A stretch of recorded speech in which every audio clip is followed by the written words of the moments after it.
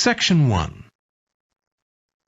You will hear a woman talking to a doctor at a clinic about a medical problem.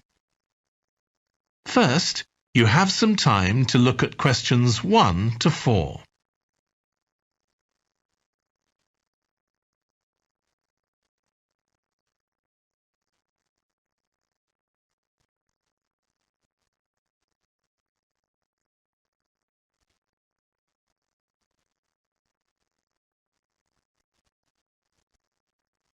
You will see that there is an example that has been done for you.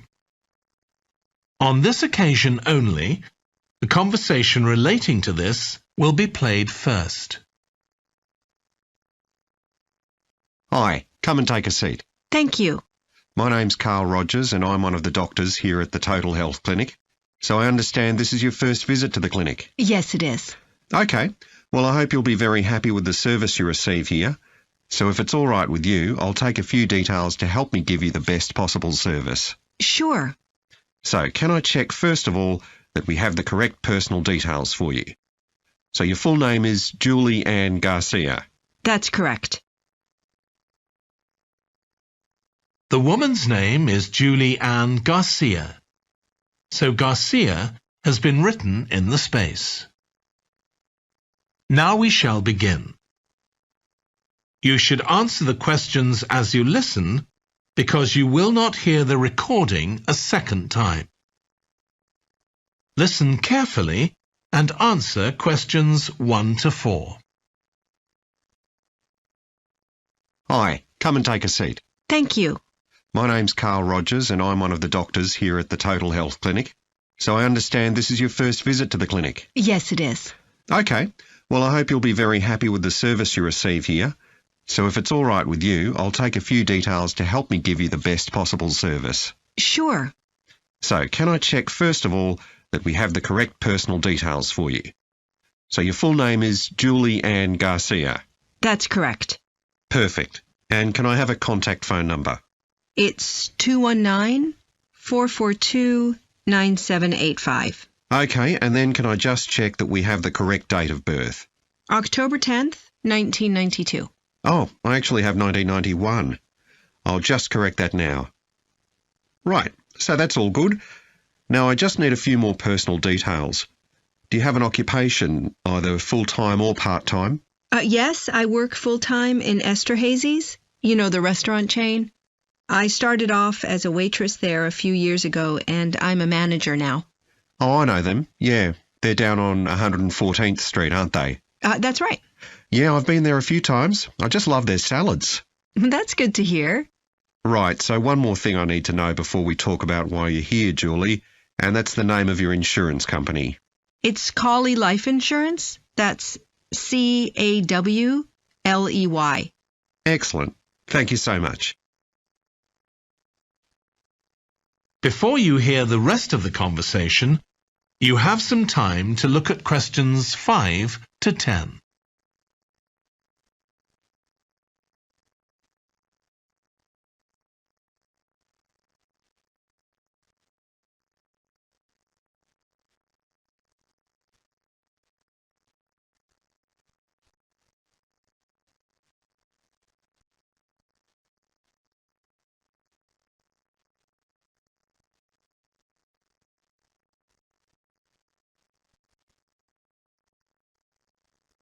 Now listen and answer questions 5 to 10.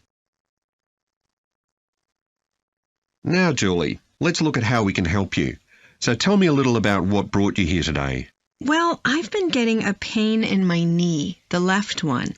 Not very serious at first, but it's gotten worse, so I thought I ought to see someone about it. That's certainly the right decision. So how long have you been aware of this pain? Is it just a few days, or is it longer than that? Longer. It's been worse for the last couple of days, but it's 3 weeks since I first noticed it. It came on quite gradually, though, so I kind of ignored it at first. And have you taken any medication yourself or treated it in any way? Yeah, I've been taking medication to deal with the pain, Tylenol, and that works okay for a few hours, but I don't like to keep taking it. Okay. And what about heat treatment? Have you tried applying heat at all? No, but I have been using ice on it for the last few days. And does that seem to help the pain at all? A little, yes. Good. Now, you look as if you're quite fit normally. I am, yes. So do you do any sport on a regular basis? Yes, I play a lot of tennis. I belong to a club, so I go there a lot. I'm quite competitive, so I enjoy that side of it as well as the exercise, but I haven't gone since this started. Sure. And do you do any other types of exercise? Yeah, I sometimes do a little swimming, but usually just when I'm on vacation. But normally I go running a few times a week, maybe 3 or 4 times. So your legs are getting quite a pounding, but you haven't had any problems up to now? No, not with my legs. I did have an accident last year when I slipped and hurt my shoulder, but that's better now. Excellent. And do you have any allergies? No, none that I'm aware of. And do you take any medication on a regular basis? Well, I take vitamins, but that's all. I'm generally very healthy. Okay. Well, let's have a closer look and see what might be causing this problem. If you can just get up. That is the end of section 1. You now have half a minute to check your answers.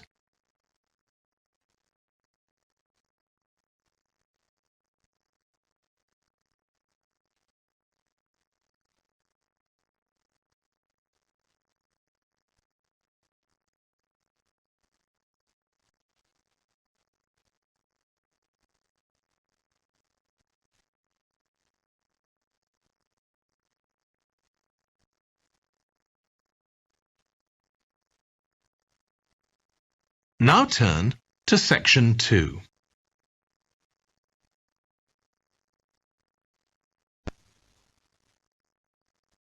Section 2. You will hear a guide talking to a group of tourists who are about to visit an English castle. First, you have some time to look at questions 11 to 15.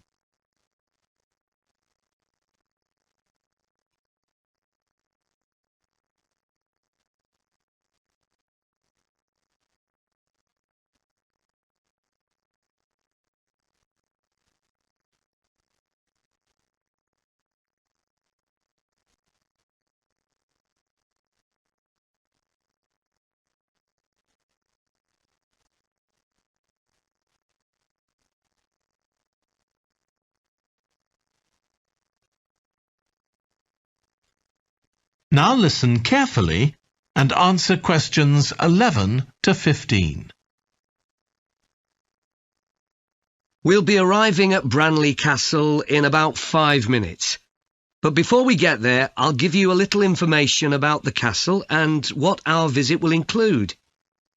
So, in fact, there's been a castle on this site for over 1100 years. The first building was a fort constructed in 914 AD for defence against Danish invaders by King Alfred the Great's daughter, who ruled England at the time. In the following century, after the Normans conquered England, the land was given to a nobleman called Richard de Vere, and he built a castle there that stayed in the de Vere family for over 400 years. However, when Queen Elizabeth I announced that she was going to visit the castle in 1576, it was beginning to look a bit run down. And it was decided that rather than repair the guest rooms, they'd make a new house for her, out of wood, next to the main hall. She stayed there for 4 nights, and apparently it was very luxurious. But, unfortunately, it was destroyed a few years later by fire. In the 17th century, the castle belonged to the wealthy Fennis family, who enlarged it and made it more comfortable. However, by 1982, the Fennis family could no longer afford to maintain the castle, even though they received government support, and they put it on the market. It was eventually taken over by a company who owned a number of amusement parks. But when we get there, I think you'll see that they've managed to retain the original atmosphere of the castle. When you go inside, you'll find that in the staterooms, there are lifelike moving wax models dressed in costumes of different periods in the past, which even carry on conversations together. As well as that, in every room, there are booklets giving information about what the room was used for and the history of the objects and furniture it contains. The castle park's quite extensive. At one time, sheep were kept there, and in the 19th century the owners had a little zoo with animals like rabbits and even a baby elephant. Nowadays the old zoo buildings are used for public displays of paintings and sculpture. The park also has some beautiful trees, though the oldest of all, which dated back 800 years, was sadly blown down in 1987. Now, you're free to wander around on your own until 4:30, but then, at the end of our visit, we'll all meet together at the bottom of the great staircase. We'll then go on to the long gallery, where there's a wonderful collection of photographs showing the family who owned the castle 100 years ago having tea and cakes in the conservatory. And we'll then take you to the same place, where afternoon tea will be served to you. Before you hear the rest of the talk, you have some time to look at questions 16 to 20.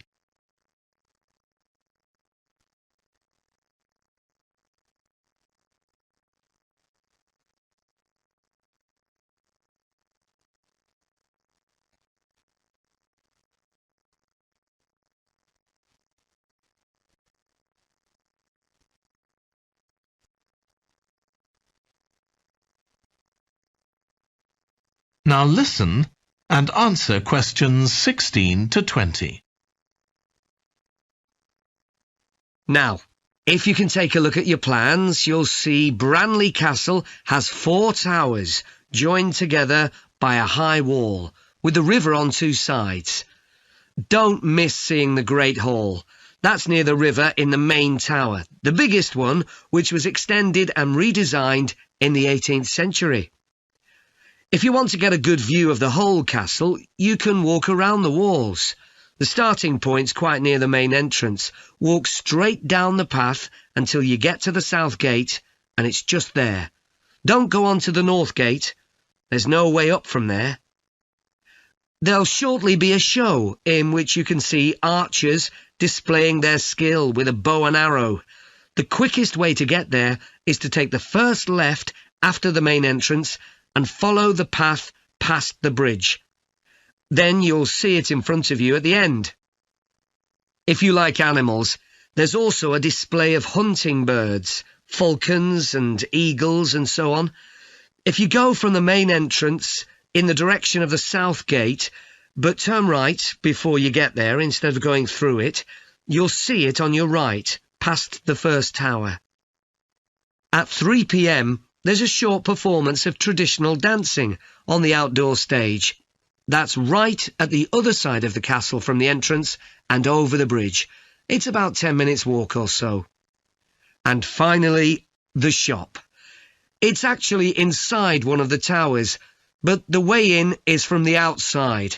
Just take the first left after the main entrance, go down the path and take the first right.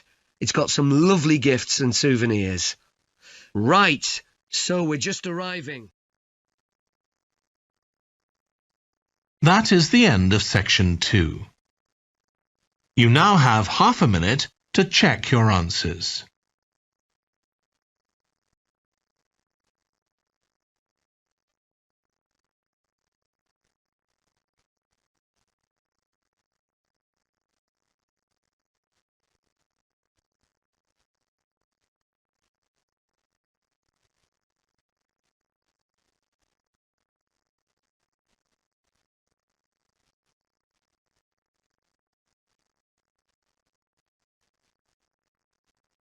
Now turn to section 3.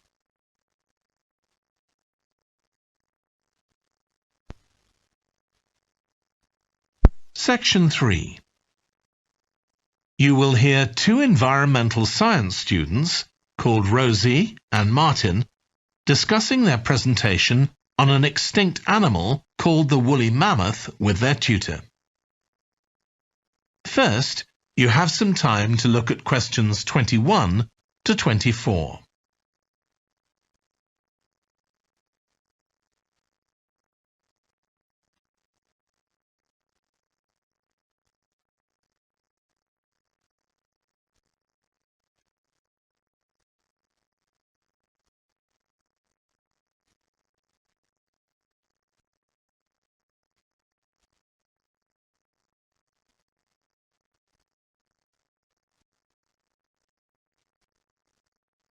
Now listen carefully and answer questions 21 to 24. So, Rosie and Martin, let's look at what you've got for your presentation on woolly mammoths. OK, we've got a short outline here. Thanks. So, it's about a research project in North America. Yes, but we thought we needed something general about woolly mammoths in our introduction to establish that they were related to our modern elephant, and they lived thousands of years ago in the last ice age. Maybe we could show a video clip of a cartoon about mammoths, but that'd be a bit childish. Or we could have a diagram. It could be a timeline to show when they lived, with illustrations. Or we could just show a drawing of them walking in the ice. No, let's go with your last suggestion. Good. Then you're describing the discovery of the mammoth tooth on St. Paul's Island in Alaska and why it was significant. Yes, the tooth was found by a man called Russell Graham. He picked it up from under a rock in a cave. He knew it was special. For a start, it was in really good condition, as if it had been just extracted from the animal's jawbone. Anyway, they found it was 6,500 years old. So why was that significant? Well, the mammoth bones previously found on the North American mainland were much less recent than that, so this was really amazing.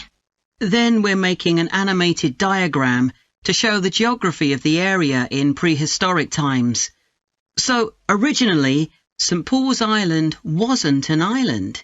It was connected to the mainland, and mammoths and other animals, like bears, were able to roam around the whole area.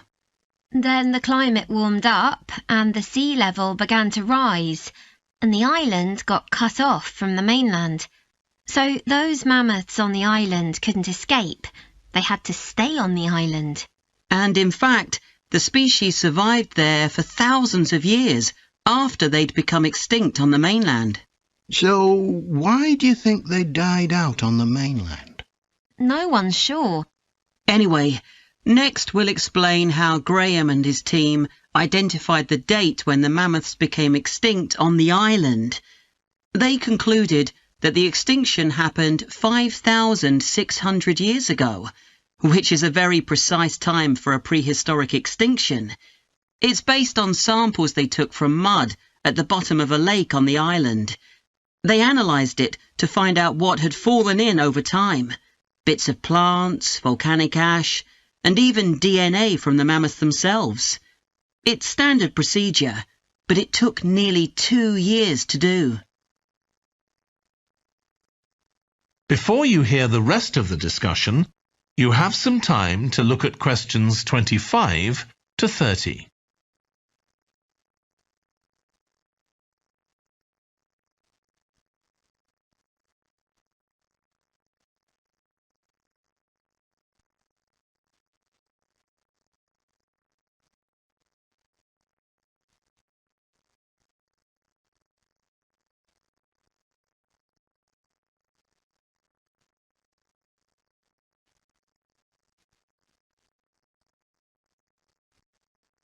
Now listen and answer questions 25 to 30. So why don't you quickly go through the main sections of your presentation and discuss what actions needed for each part? OK. So, for the introduction, we're using a visual. So once we've prepared that, we're done. I'm not sure. I think we need to write down all the ideas we want to include here, not just rely on memory. How we begin the presentation is so important. You're right. The discovery of the mammoth tooth is probably the most dramatic part, but we don't have that much information, only what we got from the online article. I thought maybe we could get in touch with the researcher who led the team and ask him to tell us a bit more. Great idea. What about the section with the initial questions asked by the researchers? We've got a lot on that, but we need to make it interesting.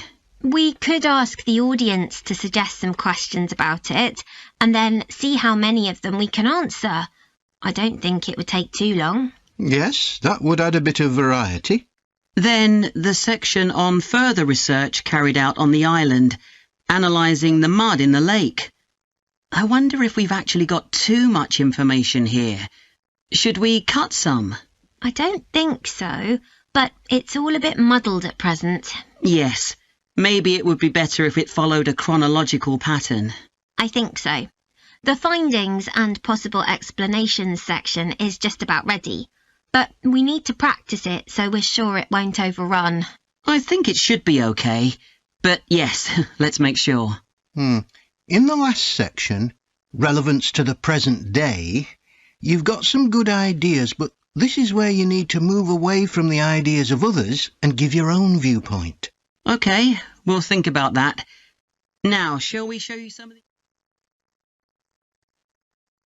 That is the end of section 3. You now have half a minute to check your answers.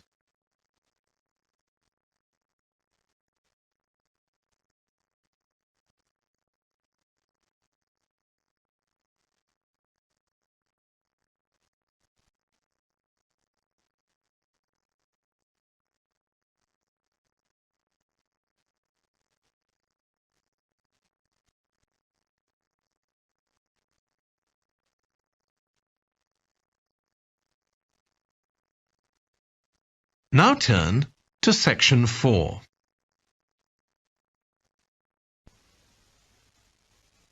Section 4. You will hear a lecture about the history of weather forecasting.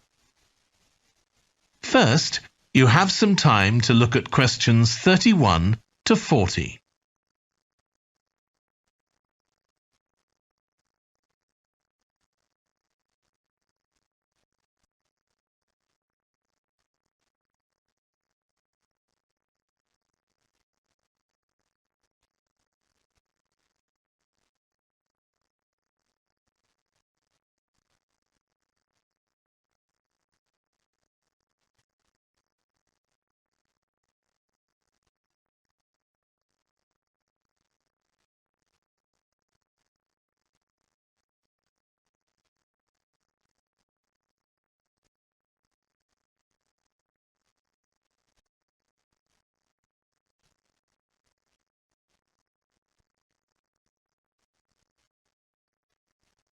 Now listen carefully and answer questions 31 to 40. In this series of lectures about the history of weather forecasting, I'll start by examining its early history. That'll be the subject of today's talk. Okay, so we'll start by going back thousands of years. Most ancient cultures had weather gods, and weather catastrophes, such as floods, played an important role in many creation myths. Generally, weather was attributed to the whims of the gods, as the wide range of weather gods in various cultures shows. For instance, there's the Egyptian sun god Ra, and Thor, the Norse god of thunder and lightning. Many ancient civilizations developed rites such as dances in order to make the weather gods look kindly on them.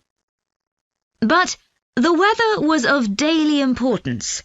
Observing the skies and drawing the correct conclusions from these observations was really important. In fact, their survival depended on it. It isn't known when people first started to observe the skies, but at around 650 BC, the Babylonians produced the first short-range weather forecasts, based on their observations of clouds and other phenomena. The Chinese also recognized weather patterns, and by 300 BC, astronomers had developed a calendar which divided the year into 24 festivals, each associated with a different weather phenomenon. The ancient Greeks were the first to develop a more scientific approach to explaining the weather. The work of the philosopher and scientist Aristotle in the 4th century BC is especially noteworthy, as his ideas held sway for nearly 2,000 years. In 340 BC, he wrote a book in which he attempted to account for the formation of rain, clouds, wind, and storms. He also described celestial phenomena such as halos, that is, bright circles of light around the sun, the moon, and bright stars, and comets. Many of his observations were surprisingly accurate. For example, he believed that heat could cause water to evaporate, but he also jumped to quite a few wrong conclusions, such as that winds are breathed out by the earth. Errors like this were rectified from the Renaissance onwards.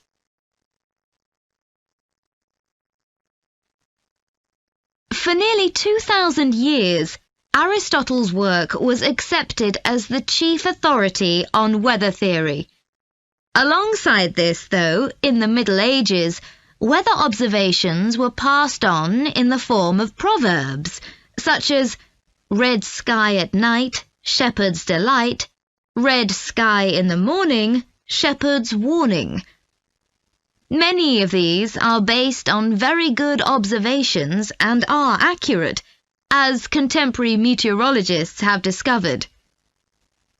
For centuries, any attempt to forecast the weather could only be based on personal observations.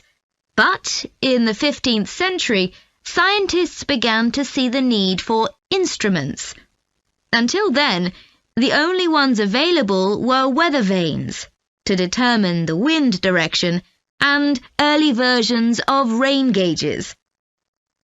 One of the first, invented in the 15th century, was a hygrometer, which measured humidity. This was one of many inventions that contributed to the development of weather forecasting. In 1592, the Italian scientist and inventor Galileo developed the world's first thermometer. His student Torricelli later invented the barometer, which allowed people to measure atmospheric pressure. In 1648, the French philosopher Pascal proved that pressure decreases with altitude. This discovery was verified by English astronomer Halley in 1686, and Halley was also the first person to map trade winds. This increasing ability to measure factors related to weather helped scientists to understand the atmosphere and its processes better, and they started collecting weather observation data systematically. In the 18th century, the scientist and politician Benjamin Franklin carried out work on electricity and lightning in particular, but he was also very interested in weather and studied it throughout most of his life. It was Franklin who discovered that storms generally travel from west to east. In addition to new meteorological instruments, other developments contributed to our understanding of the atmosphere. People in different locations began to keep records, and in the mid-19th century, the invention of the telegraph made it possible for these records to be collated. This led, by the end of the 19th century, to the first weather services. It was not until the early 20th century that mathematics and physics became part of meteorology, and we'll continue from that point next week. That is the end of section 4. You now have half a minute to check your answers.